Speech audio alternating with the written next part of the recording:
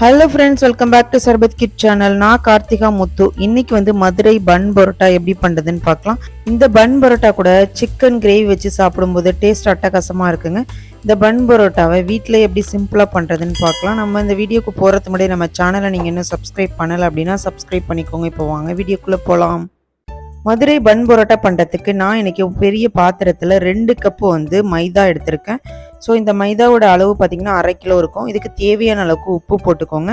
Next 1 spoon ஜீனியை கொஞ்சமாக தண்ணியில் கரைச்சி அதில் ஊற்றிக்கோங்க. அப்போ தான் வந்து ஜீனி நல்லாவே கரையும். ஸோ இப்போ நல்லா கரைஞ்சிச்சு. இந்த ஸ்டேஜில் நம்ம ஊற்றிக்கலாம். இப்போ வந்து 1/2 கிலோ மைதாவுக்கு 1 முட்டையை ஊற்றிக்கோங்க. முட்டை, மைதா இது எல்லாத்தையும் சேர்த்து நல்லா மிக்ஸ் பண்ணி விட்ருங்க. நெக்ஸ்ட்டு இப்போ கொஞ்சம் தண்ணி ஊற்றி நல்லா கொஞ்சம் லூஸான கன்சிஸ்டன்சிக்கு மாவை பிசைஞ்சுக்கோங்க.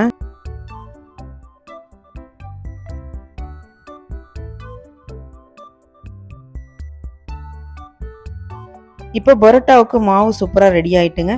இது மேலே கொஞ்சம் ட்ரை ஆகாமல் இருக்கிறதுக்காக கொஞ்சமாக ஆயில் விட்டுக்கோங்க. விட்டு நல்லா மூடி போட்டு ஒரு 1 மணி நேரம் நல்லா ஊற விட்டுருங்க. இப்போ 1 மணி நேரம் ஆயிடுச்சுங்க. இப்போ ஓப்பன் பண்ணி பார்த்துடலாம். இப்போ மாவு வந்து நல்லாவே சாஃப்ட் ஆகிடுச்சுங்க. பட் இது மட்டும் பத்தாது. நல்லாவே அடித்து மைதாவை பிசைஞ்சிங்க அப்படின்னா தான் நமக்கு வந்து பரோட்டா வந்து நல்லா சூப்பராக சாஃப்டாக கிடைக்கும். இப்போ பரோட்டாவுக்கு மாவு நல்லாவே சாஃப்ட் ஆகிட்டுங்க. இப்போ ரவுண்ட் ஷேப்பில் பால் ஷேப்புக்கு கொண்டு வந்து வைங்க மாவை. இப்போ நான் நிறைய பால் சைஸுக்கு எல்லா மாவையுமே எடுத்து வச்சுருக்கேன். இப்போ இதை வந்து மூடி போட்டு ஒரு 1/2 மணி நேரம் ஊற விட்டுருங்க.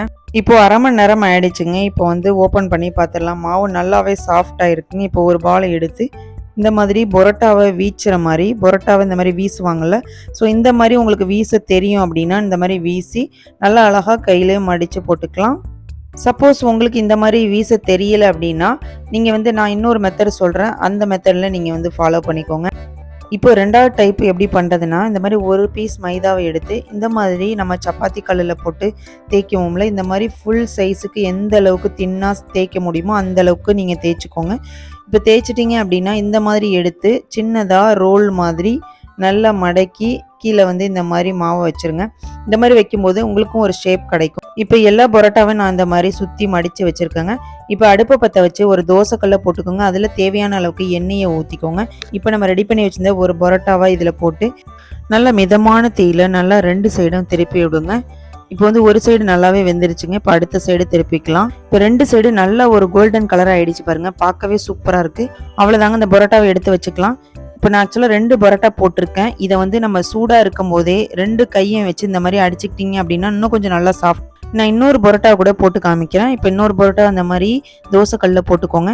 இதே மாதிரி 2 சைடு நல்லா கோல்டன் கலர் ஆகுற வரைக்கும் வெயிட் பண்ணிவிட்டு எடுத்துட்டிங்க அப்படின்னா ஒரு சூப்பரான மதுரை பன் பரோட்டா ரெடி ஆகிடுங்க. இப்போ வந்து பிளேட்டில் சர்வ் பண்ணிடலாம். அவ்வளோதாங்க, ஒரு அட்டகாசமான மதுரை பன் பரோட்டா சூப்பராக ரெடி ஆகிட்டுங்க. இந்த பரோட்டா கூட சிக்கன் கிரேவி வச்சு சாப்பிடும்போது டேஸ்ட் அல்டிமேட்டாக இருக்குங்க. நீங்களுமே ட்ரை பண்ணி பார்த்துட்டு கமெண்ட் பண்ணுங்கள். உங்களுக்கு இந்த வீடியோ பிடிச்சி அப்படின்னா ஒரு லைக் பண்ணிவிட்டு உங்களோட ஃப்ரெண்ட்ஸ் அண்ட் ஃபேமிலிக்கு ஷேர் பண்ணுங்கள். மறக்காமல் நம்மளோட சர்பத் கிட் சேனலை சப்ஸ்கிரைப் பண்ணிக்கோங்க. நாளைக்கு ஒரு டிஃப்ரெண்ட்டான ரெசிபியோட நான் உங்களை வந்து மீட் பண்ணுறேன். தேங்க்யூ ஃபார் வாட்சிங்.